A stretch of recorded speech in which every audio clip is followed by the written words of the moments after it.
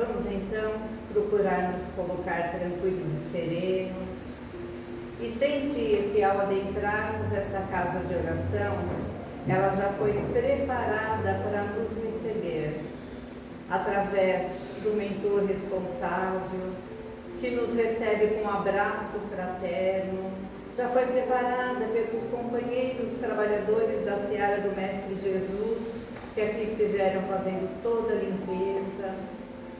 E aqui presente a equipe médica, que fará os tratamentos da noite, para todos que estiverem aqui, sintonizados com a presença deles e do nosso querido Mestre Jesus.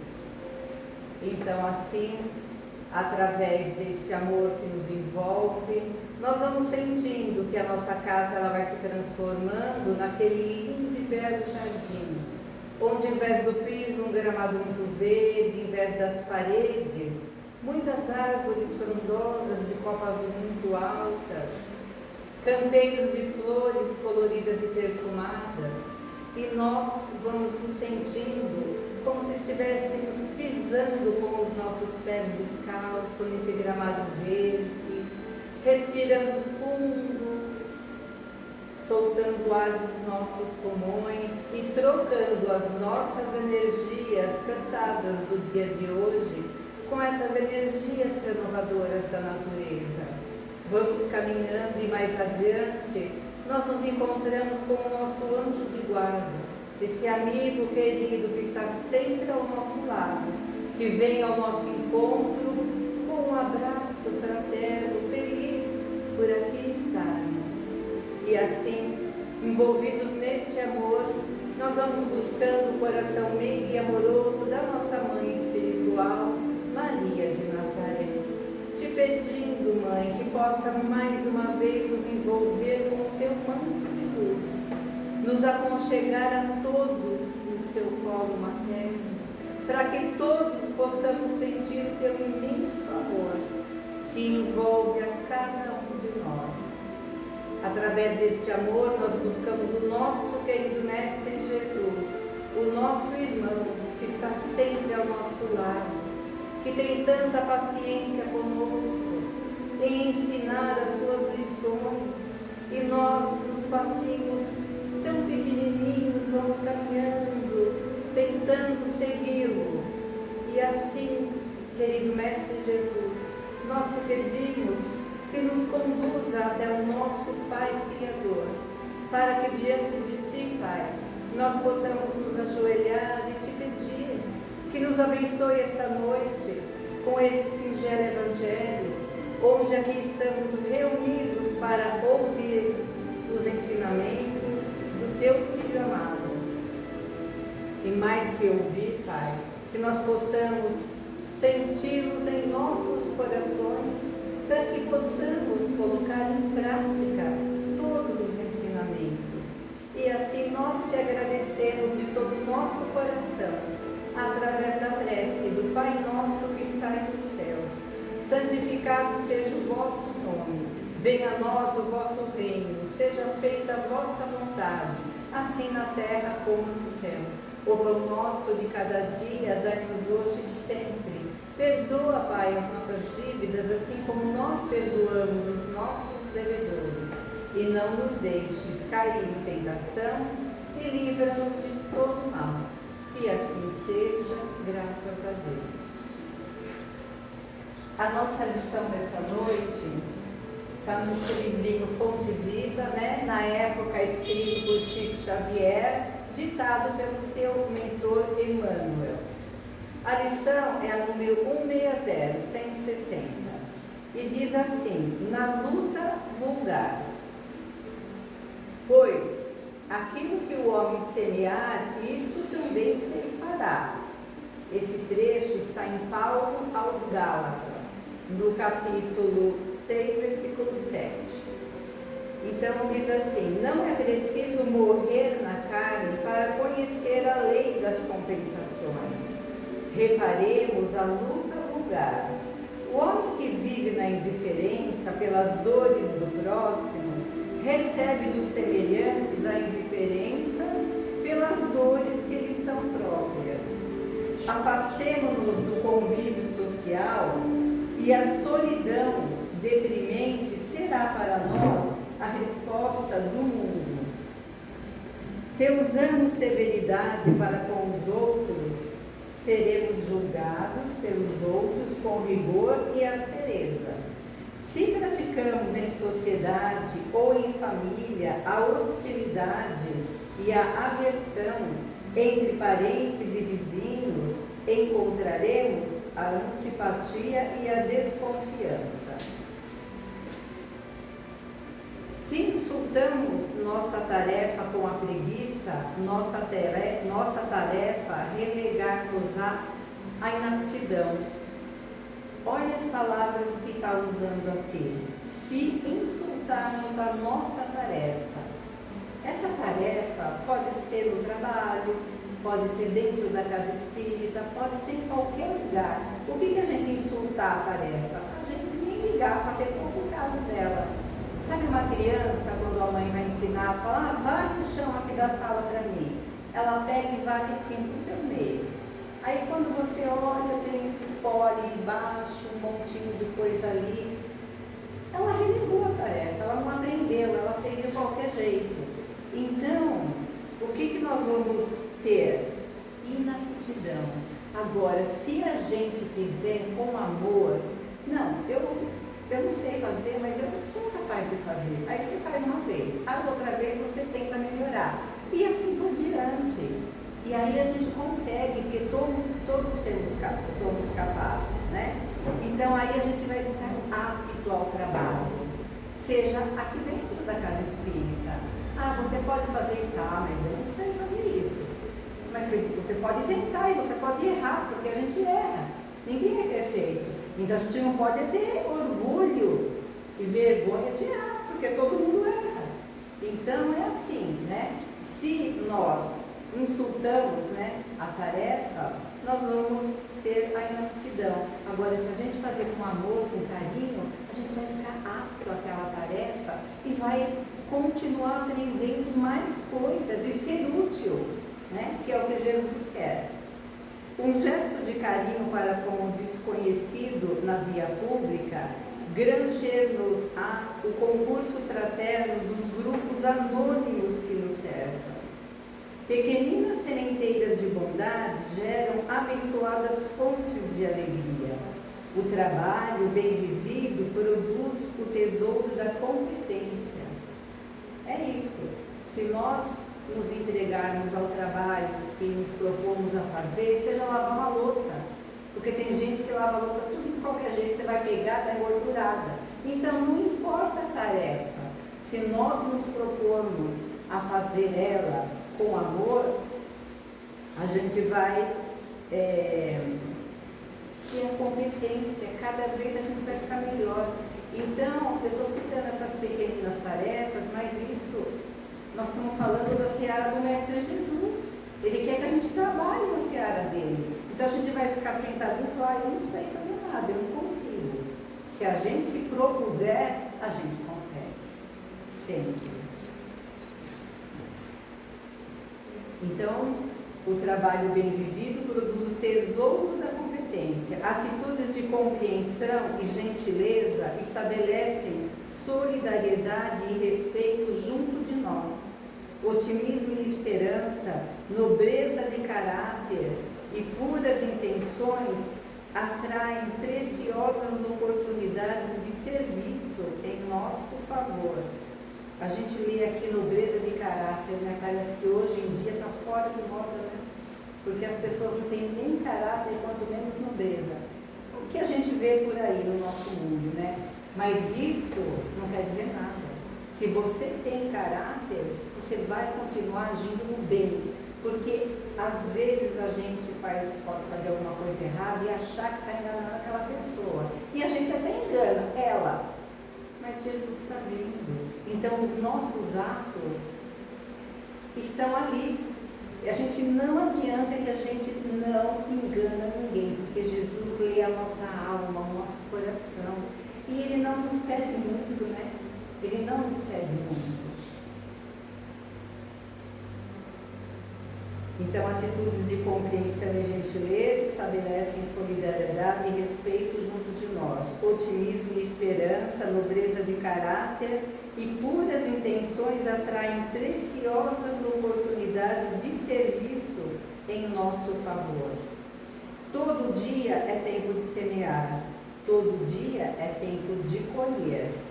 Não é preciso atravessar a sombra do túmulo para encontrar a justiça face a face.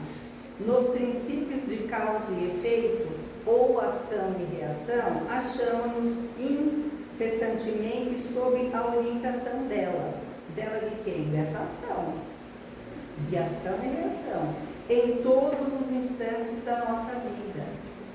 Então, nessa lição está falando que a gente não precisa morrer na carne para colher o que a gente plantou. Não, às vezes aqui nessa nossa própria encarnação, a gente já vai colher algo de bom ou algo de ruim.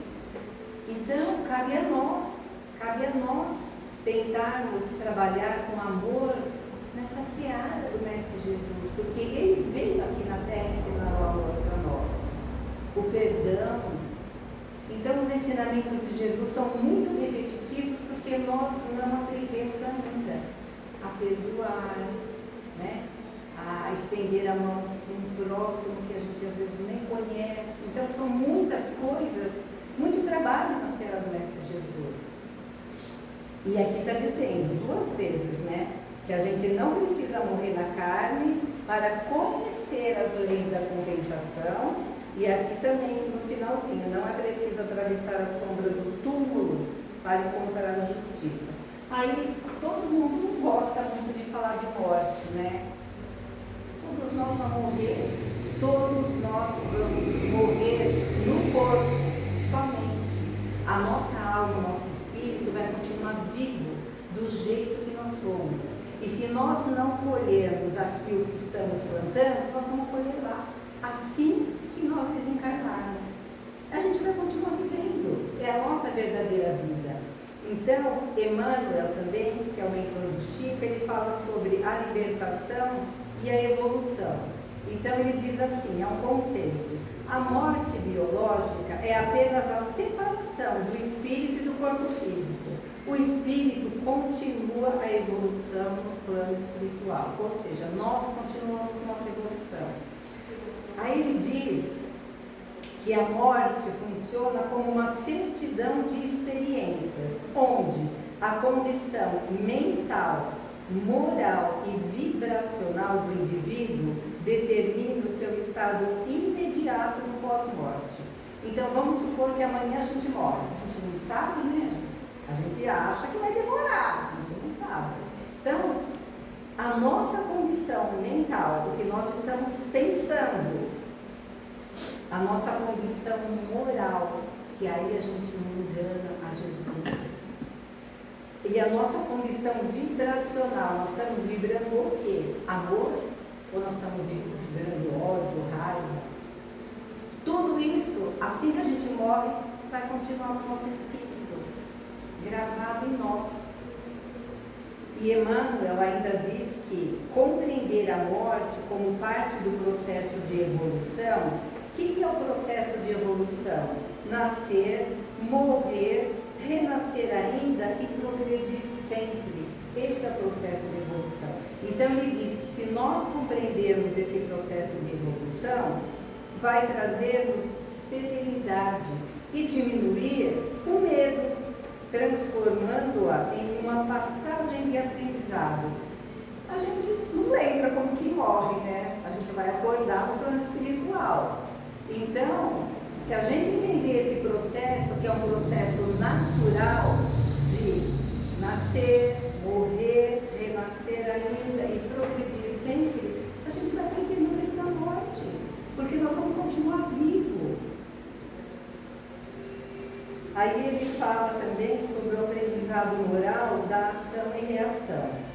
Aí ele diz que as experiências atuais são reflexo de escolhas passadas, que nós fizemos em outras encarnações. Indiferença atrai indiferença, enquanto a bondade gera alegria. Então nós temos tudo para sermos melhores, para que quando a gente morrer na carne e acordar vivo, do jeito que somos no plano espiritual, nós temos tudo para acordar num lugar bom, bonito, com uma pessoa sorrindo para nós, que aos poucos nós vamos entendendo que a gente mudou de plano e vai continuar a vida. Então a gente vai perder um pouco esse medo da morte, né? Então ele diz assim, que a proposta é transformar o cotidiano, ou seja, o nosso dia a dia, em um campo de cultivo de virtudes, buscando compreensão, paciência e gentileza, para colher solidariedade e respeito. Porque no plano espiritual existe, aqui não existe todo tipo de gente, lá também. Então como que nós vamos virar anjo quando a gente morre? Não, né? Então essa lei da ação e reação, essa lei de causa e efeito que fala aqui na lição de Paulo, é um princípio divino, a lei da ação e reação. O que fizermos nós vamos colher, seja aqui ou seja depois no plano espiritual. Não é uma punição, mas um mecanismo educativo de aprendizado e reajuste para a nossa evolução espiritual. É uma lei divina. E aí tem a responsabilidade e o livre-arbítrio, porque todos nós temos o livre-arbítrio, por isso que a gente até comete tantos erros, né?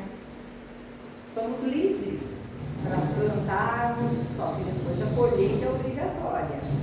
O indivíduo é o construtor do seu próprio destino, assumindo a responsabilidade dos seus infortúnios, sem culpá-la a Deus ou a terceiros. Então, é isso, né? Nós temos que plantar o bem, plantar o amor, porque é isso que nós vamos colher. Agora, se a gente ficar plantando só coisas ruins, indiferença, nós vamos colher indiferença. Seja aqui ou no plano espiritual. Então, a gente não tem que ter medo de falar da morte. É difícil a morte? É difícil quando a gente pega uma pessoa que a gente ama, né? Está acostumado tanto tempo com ela, mas nós temos a oportunidade no Espiritismo de entender que aquela pessoa morreu, o corpo dela, ela vai continuar viva em espírito, viva, a vida continua e nós poderemos nos encontrar com essa pessoa depois, se a gente tiver o merecimento. Então vamos aproveitar a oportunidade que nós temos através do Espiritismo de entendermos devagarzinho e perdermos esse medo da morte e não aceitar nunca que a pessoa partiu para o plano espiritual porque Deus assim quis, ou ela mereceu sair dessa terra aqui, que é uma terra de provações, e a gente é egoísta. Então nós não podemos ser egoístas e temos de ter pegar essa oportunidade desse aprendizado nosso aqui e plantar, colher, colocar dentro do nosso coração para que a gente se sinta melhor, que a gente possa consolar uma pessoa do nosso lado, que a gente possa ser firme e ajudar, porque é isso que Jesus nos pede, trabalhar na sua seara de amor. Todo mundo pode, todo mundo consegue, todo mundo tem capacidade, só que a gente tem que ter a boa vontade. E às vezes falta boa vontade e a preguiça também, né? Atrapalha bastante. Então nós vamos fechar os nossos olhos, agradecer pela lição dessa noite e procurar refletir, enquanto estamos passando por esse período aqui na Terra. E onde temos a oportunidade de melhorar sempre. E assim, neste momento, nós pedimos à equipe médica aqui presente que ela possa amorosamente derramar todos os fluidos coloridos nessas garrafinhas de água, que elas possam se transformar num valioso remédio, fazendo bem a quem for tomar, no corpo físico, mental e espiritual. E te pedimos ainda, Jesus, que o que flui de melhor dos nossos corações, esse sentimento mais puro do amor, possa se transformar em vibrações de amor.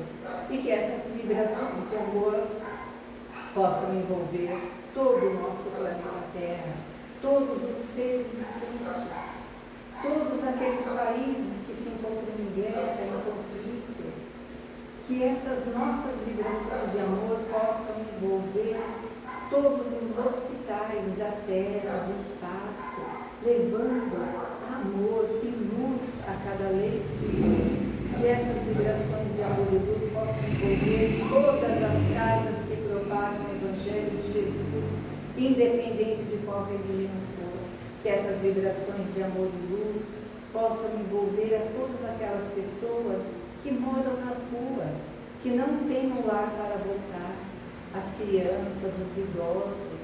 Que essas vibrações de amor possam envolver todas as pessoas inscritas na caixinha de vibrações.